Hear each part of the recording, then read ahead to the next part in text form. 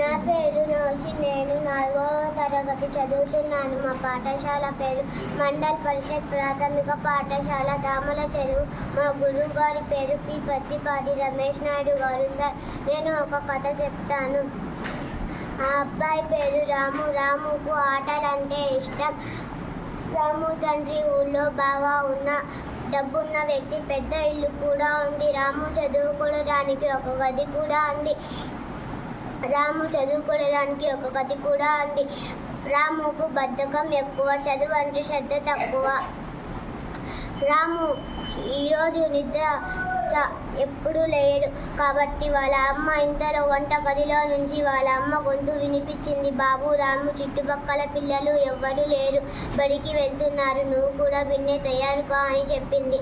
ఇంతలో రాము తర్వాత లేచి పుస్తకాల సంచిని భుజాన తగిలించుకొని బయలుదేరారు. కొంత దూరం నడిచేసరికి రాముకు మామిడి తోట కనిపించింది.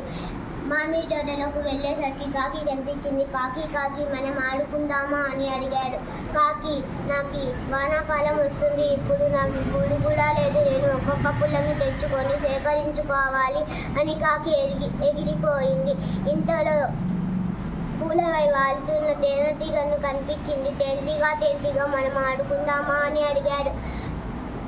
తేనెటీగ, నాకు చాలా పని ఉంది అని ఎగిరిపోయింది.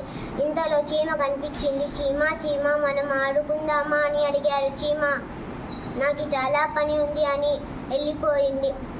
అదేమిటి, నాతో ఎవ్వరు ఆడుకోవడానికి రాలేదు అని రాము కింద పడి ఉన్న పుస్తకాల సంచిని తగిలించుకొని బయలుదేరాడు పాఠశాలకి.